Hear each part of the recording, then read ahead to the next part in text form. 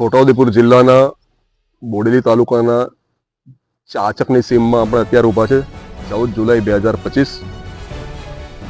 બોડેલી આમ તો હોસ્પિટલોની નગરી કહેવાય છે, પરંતુ દુઃખદ વાત એ જ છે કે હોસ્પિટલો પોતાનો મેડિકલ વેસ્ટ ખુલ્લેઆમ છોડી દે છે, નાખી દે છે। ખરેખર એનો થિયરી પ્રમાણે એનો નિકાલ કરવો જોઈએ। અત્યારે બેફામ ચોમાસું ચાલે છે, ખૂબ વરસાદ પડે છે, ખુલ્લામાં પડેલો મેડિકલ વેસ્ટ ને કારણે રોગચાળો પણ ફાટી નીકળી શકે, પશુઓ પણ એનાથી હેરાન થઈ શકે। પશુઓના પેટમાં જાય તો માનવ જાત માટે પણ આ એટલો જ નુકસાનકારક છે મેડિકલ વેસ્ટ।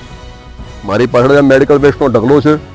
આજે સ્થાનિક અખબારમાં દિવ્ય ભાસ્કરમાં સમાચાર પ્રસિદ્ધ થયા તો મને લાગે છે કે એના સંદર્ભમાં મેડિકલ વેસ્ટ અડધો સળગાવી નાખેલો છે। અત્યારે અહીંયા બીજો પણ મેડિકલ વેસ્ટ પડ્યો છે, તો જિલ્લા આરોગ્ય અધિકારી શ્રી આ બાબતે તાકીદે પગલાં લે। ડોક્ટર આલમ તો પોતે એજ્યુકેટેડ છે, છતાં પણ આમ કેમ ખુલ્લામાં મેડિકલ વેસ્ટ કેમ નાખવામાં આવે છે? તો આ માટે હું આગળ વધીને એવું કહીશ, જિલ્લા કલેક્ટર શ્રી બોડેલીની હોસ્પિટલોને એક તાકીદે ગાઈડલાઈન રિલીઝ કરે અને આ મેડિકલ વેસ્ટનો યોગ્ય રીતે પદ્ધતિસર નિકાલ થાય એવી મારી માંગણી છે। Thank you very much, Delubhai Thakkar, Bodeli.